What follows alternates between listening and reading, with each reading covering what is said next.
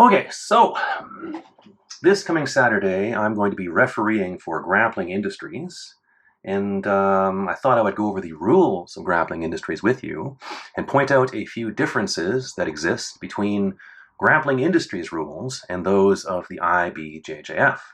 And you can see the rules of the Grappling Industries just by going to their website, grapplingindustries.com, which is where I am right now. So, the first one, obligations, gi and uniform. The gi will not be checked or measured before the tournament, but Grappling Industries officials have the right to ask a competitor to change his or her gi if they judge it to be inappropriate. So no one's going to check your gi, but if it's too short, too long, or if it stinks, if it's ripped, dirty, torn, wet, they're going to ask you to change it. So not totally different, but, you can wear a rash guard under your gi. That's different. At IBJJF, you cannot wear a rash guard under your gi. Here you can. Yeah, no pockets. If it's no gi, no pockets. That's the same. Hygiene, probably the same, Don't be stinky. Don't have long finger and toenails. No skin lesions. Weigh-ins. In Grappling Industries, there's a 1 pound allowance. You can weigh in, it says here, at least 60 minutes before your scheduled division. But the point here that I want to point out, is that all competitors competing in gi divisions weigh in without their gis on. So in IBJJF, you weigh in wearing your kimono, which is why the kimonos themselves are often so light. They're ultra light or super light or whatever. Here, you weigh in without your gi on, or so it says, which means you can wear a gi as long as it's not dirty or torn or stinks, you can wear whatever gi you like, And some judo kimonos are like a suit of armor, so that is an important detail to keep in mind. Yeah, and this other stuff, don't wear pins in your hair or, steel braces or any of that business, Match duration, adults get 5, teens get 4, kids get 3.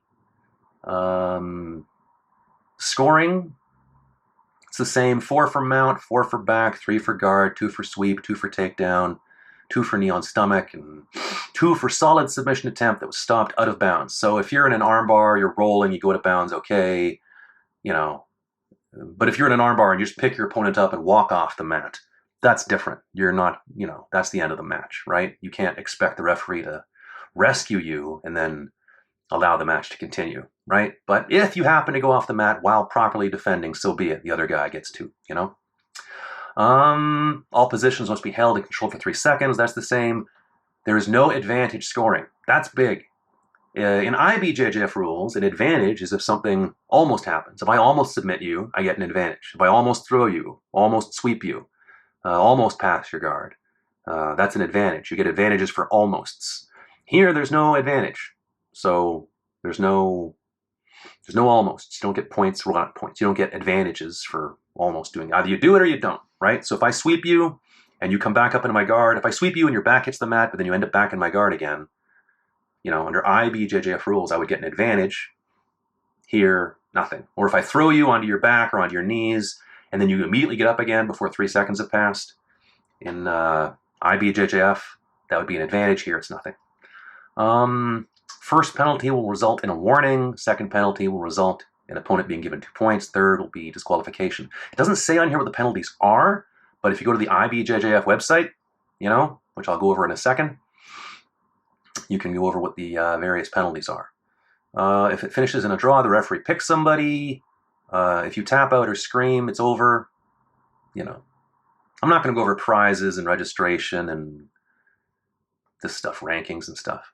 But I will go over this, allowable techniques. So you will notice here in Grappling Industries, there are a few things that are allowed for your division that are not allowed under IBJJF rules.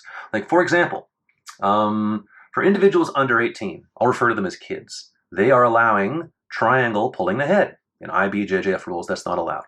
They're allowing omoplata. In IBJJF rules, not. Ezekiel, guillotine chokes, arm triangles. In IBJJF, that is not allowed. And then there's the 4 things here that are allowed. Rear naked, Kimura Americana, choke with kimono, straight arm lock. So there you go. And you can see if you go to the Here's the IBJJF website. You can see it's different. There's kids 4 to 12, 13 to 15, 16 and 17 are each allowed different things. 16 and 17 are the same as adult white belts, But we're not talking about that, right? We're talking about Grappling Industries, right? Beginner white belt. You'll notice that wrist locks are allowed for white belts. In IBJJF rules, wrist locks are only allowed for blue belts. For blue and purple, check this out. They're allowing bicep and calf slicer, knee reap. Knee reaping is when you bend someone's leg inwards and attack what's called the MCL, the medial collateral ligament. They're allowing toe hold both inside and outside. Knee bar. These things under IBJJF rules would only be allowed for brown and black. I mean, in the case of outside toe hold, maybe not even then, right? So be aware. And then, wrist lock, guillotine, straight foot lock, yada, yada, yada, right? Moving on to advanced or brown and black, right? They're allowing heel hook for no-gi, scissor takedowns for no-gi only. You'll notice that in IBJJF rules, right, scissor takedowns are not allowed ever. Even in advanced brown and black, scissor takedowns are illegal, right? You'll notice that here they are allowing neck cranks for brown and black. See? Neck crank is allowed. In IBJJF rules, right, spinal lock without choke is never allowed, even in brown and black gi, brown and black no-gi. See? Spinal lock without choke, always not allowed, right? Knee reap is allowed, and again, that's wearing the kimono, attacking the MCL. Toe hold, both inside and outside, is allowed. Knee bar is allowed, jumping full guard, wrist lock, yada, yada, yada. So anyway, once again, I encourage you, if you're competing at Grappling Industries, visit their website, grapplingindustries.com, and read the rules that apply to your division, because they are different. And yeah, you should know the rules.